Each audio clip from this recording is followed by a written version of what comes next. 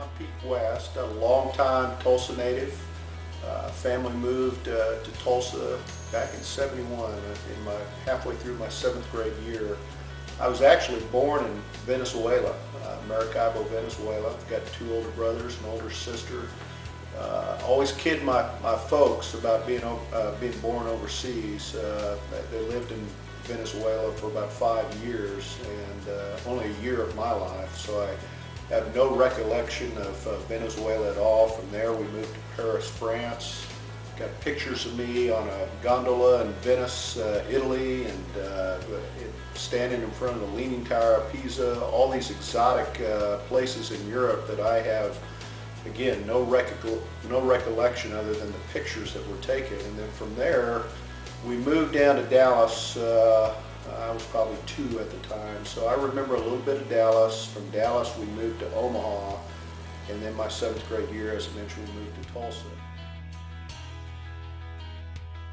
Got started in the financial planning business back in, I believe it was August of '83. I had graduated from Oklahoma State in July of '82. I spent a year continuing my education at Tulsa University, pursuing a Management of Information Sciences degree to go along with my management degree. Halfway through that, I realized it was time for me to get out on my own. And if anybody recalls what was happening in the early '80s in Oklahoma, it's much like what's experiencing nationwide in the economy right now. We're going through a major recession. Our major industry in Oklahoma, being the oil industry, had just experienced a bust. I was offered a position as a land manager coming out of college, ready to go to work for Santa Fe Oil and Minerals. But by the time I had graduated, they had gone out of business, so that offer was obviously not on the table. So I ended up, again, pursuing my education at TU. Decided that I was just ready to get out and start earning a living. So I started, my wife and I got married in July of '83.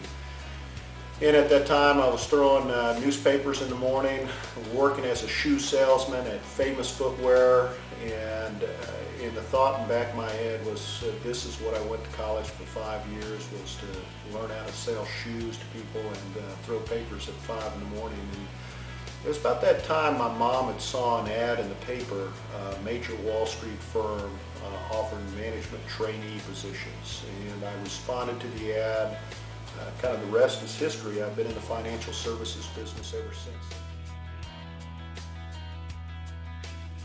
The challenges that I face in the business now are different than the challenges I faced early on in my career. Early on, the challenges were as a young individual getting in the business, offering financial planning advice to people twice my age.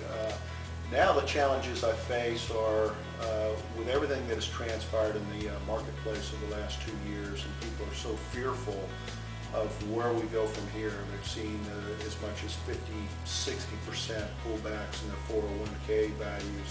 They've seen drop in equity in their home prices.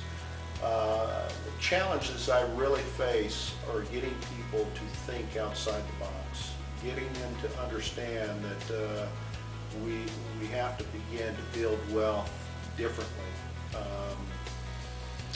It's the definition of insanity, as Einstein said it best, is doing the same thing over and over again and expecting different results is the definition of insanity. What keeps me going is hope. Hope meaning that the best is always yet to come. The best is always right around the corner. As an entrepreneur, you've got to have a clear vision of what you're looking to accomplish, and that clear vision is always ahead of you. You've got to have a clarity of conviction, meaning that you're in the right place at the right time for the right reason. You need to have the courage, not only of your convictions, but be able to make that commitment to your convictions. Make that decision that yes, I'm in the right place at the right time for the right reason, and I'm ready to move ahead to realize that vision that I have for myself and my business. And understand that it's not going to be an easy road, that there are going to be challenges, and there's going to need to be courage involved. Because if it was easy, everybody would be a small business owner. Everybody would be pursuing their dream. And unfortunately, most people are working for the man. They're working a job that they detest, it's a pure drudgery to get up and go to work each and every day. I feel like I'm blessed to be a small business owner. I'm blessed to have a vision of what I'm looking to accomplish. So now it's just, having that clarity, the conviction, the commitment, and the courage to see it through. What my business has really offered me is the flexibility of my time. Being able to, as I mentioned, I've got a daughter that plays college soccer, and every fall my wife and I will get in the car and be able to attend all our soccer events, whether it be in St. Louis, Cincinnati, Louisville, Chicago.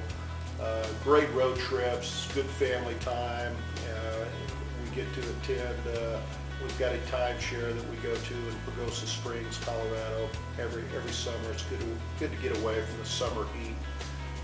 Daughter's college team is going to Italy at the end of July. My wife and I, we're going to partake in those festivities and go over to Italy 10 days and watch some soccer and see the sights of Italy. So it's an enjoyable time to be an entrepreneur, build a business, and really do the things that you want.